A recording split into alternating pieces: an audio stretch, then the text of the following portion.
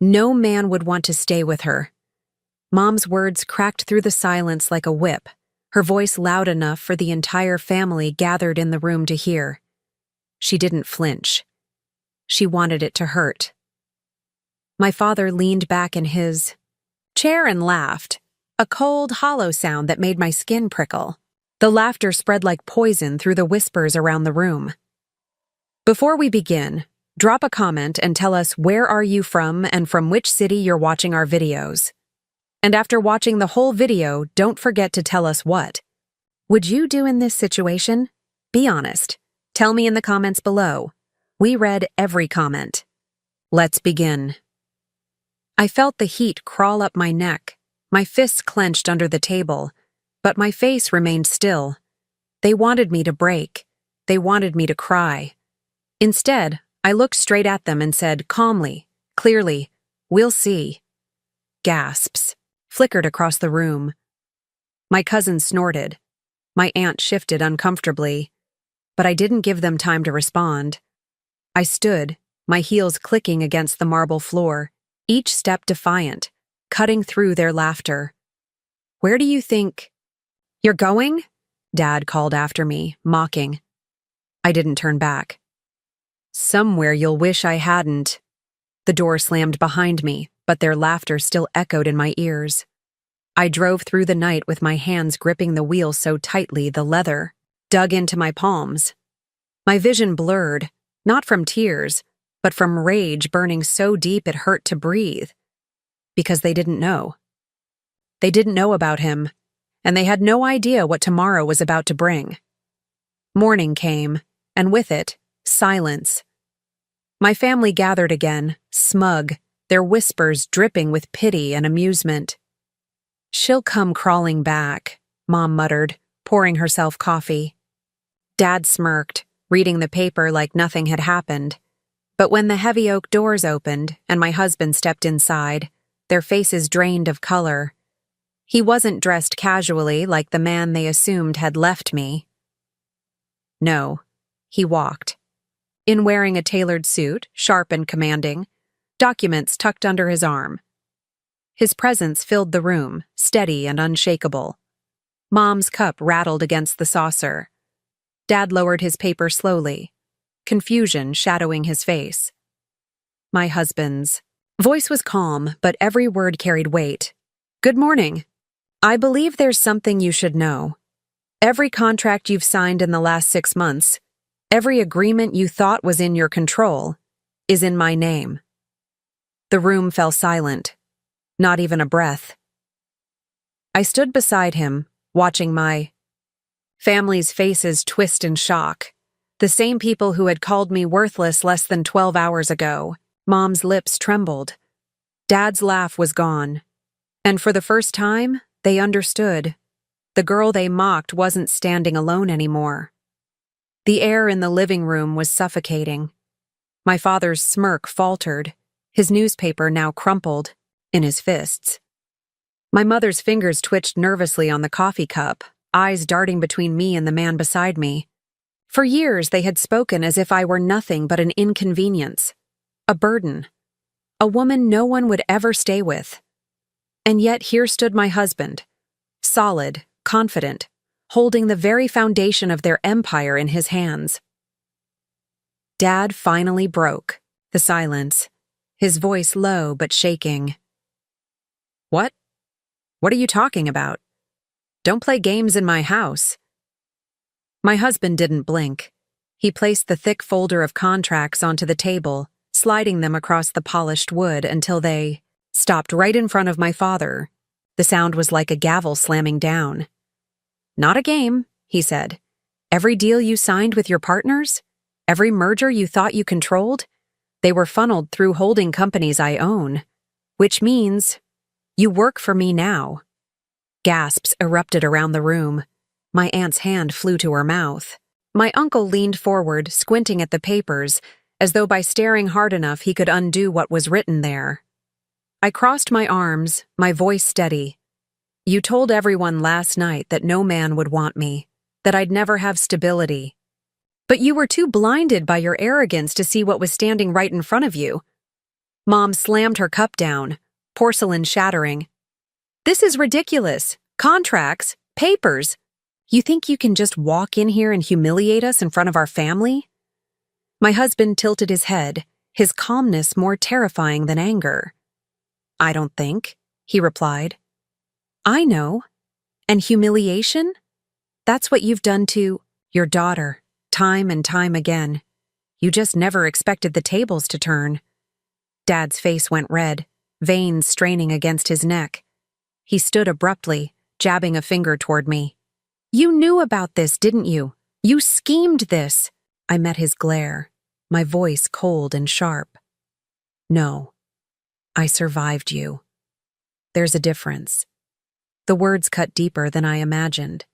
His mouth opened, but nothing came out. He looked small suddenly, no longer the towering figure who had controlled every room, every conversation, every decision. My cousin whispered under her breath. She planned this the whole time. Mom shot her a deadly look, but it didn't matter.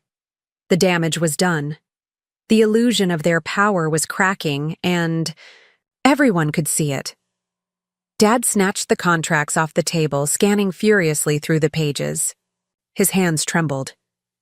These are forged. They have to be. There's no way. Check the signatures, my husband interrupted. Your signature is on every page. You signed them yourself. All legal, all binding. The room tilted for a moment, the tension so thick it felt like breathing smoke. Finally, Mom snapped, her voice shrill. You don't belong here. You, both of you. You think this makes you powerful? You're still nothing without us, without this family name, without this house. House? I cut her off, stepping forward. This house? It's not even yours anymore. The room froze, heads whipped toward me. Even my husband looked at me, surprised. I pulled a folded deed from my purse, letting it fall onto the table beside the contracts. You were too busy mocking me to notice the foreclosure notice last month. I bought it outright. This house? It belongs to me now. The silence that followed was deafening. For the first time in my life, they didn't have a word to throw back at me. My father's hand tightened on the contracts. His pride was slipping, his empire crumbling in front of his relatives.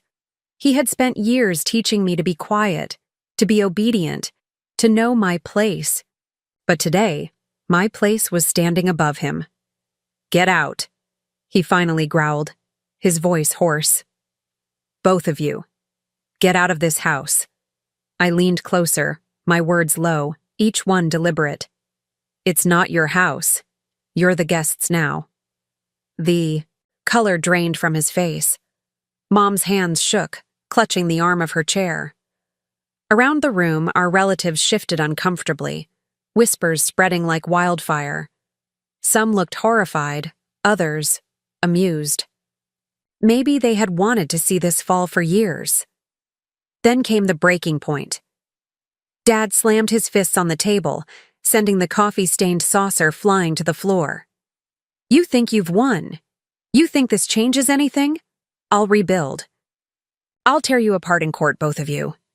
My husband leaned forward, locking eyes with him. His voice was calm, steady, but carried a quiet threat that silenced the entire room.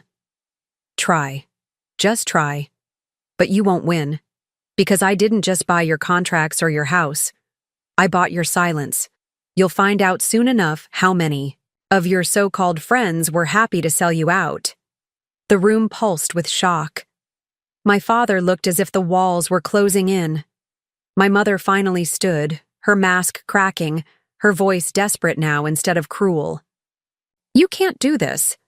This is our life. Our reputation. Our reputation? I shot back, stepping closer until I was eye to eye with her. What reputation? The one where you mock your own daughter in front of strangers? Where you cancel ceremonies, laugh at me, strip me of dignity, just so you can feel powerful? You lost your reputation long before today. Her lips parted, but no words came. Just silence.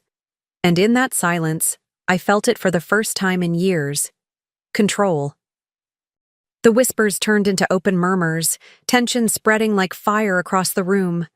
My aunt leaned over to my uncle, her voice sharp but just loud enough for me to hear. "I told you this family was heading for disaster. Look at them now." Dad's head snapped toward her. "Shut your mouth," he barked, but the words only made him look weaker, more desperate. For the first time, the cracks in his authority were showing, and once they were visible, no one could unsee them. Mom turned to the relatives, voice trembling but defiant. "Don't listen to her. Don't listen to them. They're lying, manipulating you with these tricks." But the contracts on the table, the deed lying flat for everyone to see, told a story no denial could erase. My husband calmly adjusted his cufflinks, his presence commanding more respect than either of my parents had in years. "You think this is about contracts?" Dad snarled at him. "This is about family. And you—" He pointed at me, his finger shaking. "You betrayed your own blood. For him." I felt something break inside me. Not fear, not shame. Something harder, stronger. "No," I said firmly. "You betrayed me. You laughed at me, humiliated me, treated me like nothing. Family doesn't do that.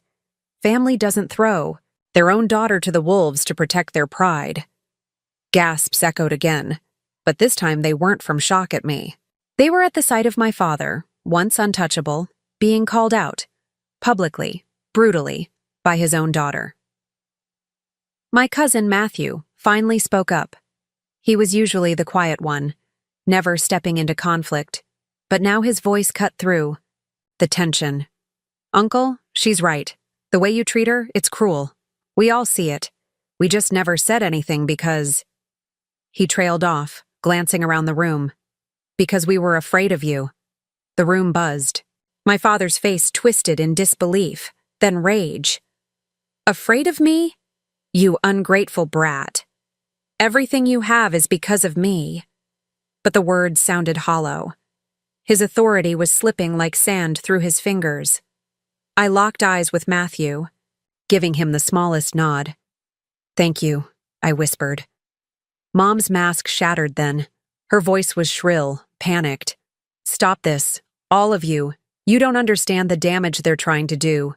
"If you side with her?" My husband interrupted smoothly, his tone like steel wrapped in velvet. "Siding with her doesn't mean betraying anyone. It means standing for what's right, something you've forgotten." Dad pounded the table. Again, but this time, no one jumped. The fear was gone. All that was left was pity. That's when Uncle Robert leaned forward, his voice low but firm. "I've worked with you for years," he said to Dad, "and I've seen how you treat her. Dismissing her, ridiculing her. You think power makes you untouchable. But power doesn't last when it's built on cruelty." Dad stared at him, stunned. Uncle Robert turned to me. "If this house is yours now, if those contracts are his," he gestured at my husband, "then maybe it's time the rest of us decide who we respect more." The shift was palpable. My parents weren't just losing control. They were losing the very foundation of their influence, loyalty. Mom tried one last desperate play. She stood, her hands gripping the back of the chair for support.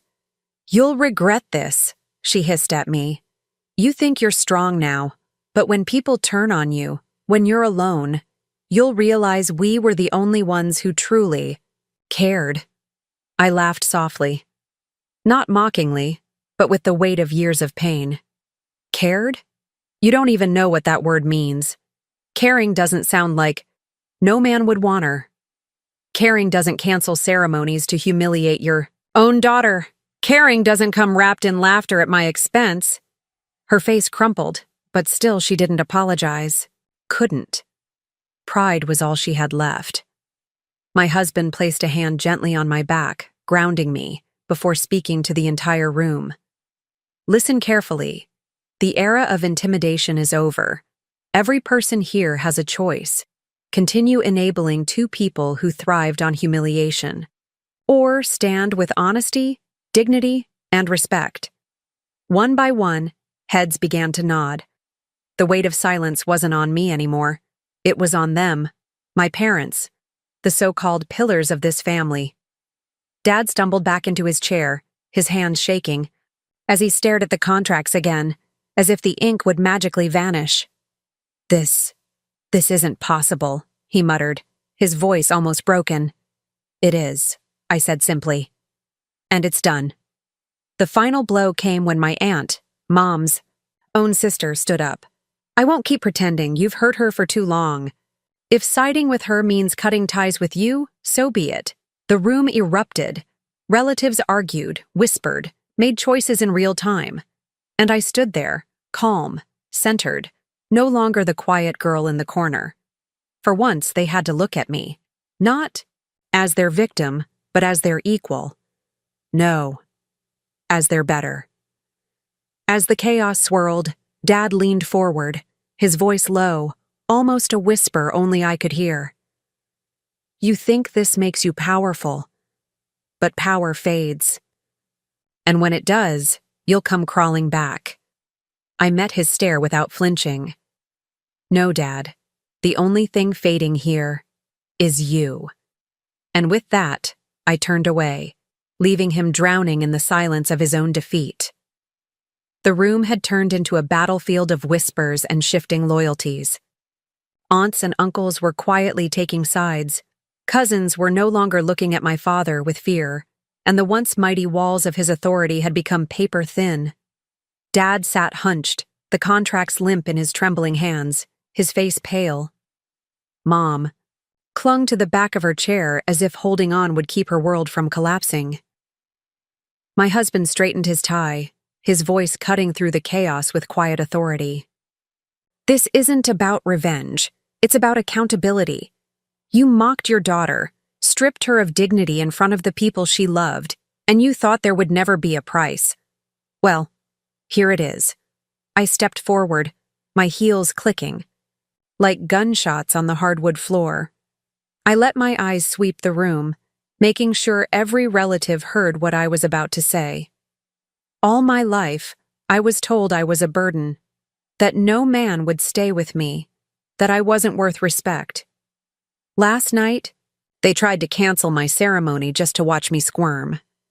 I turned my gaze back to Mom and Dad. But today, you're the ones being canceled.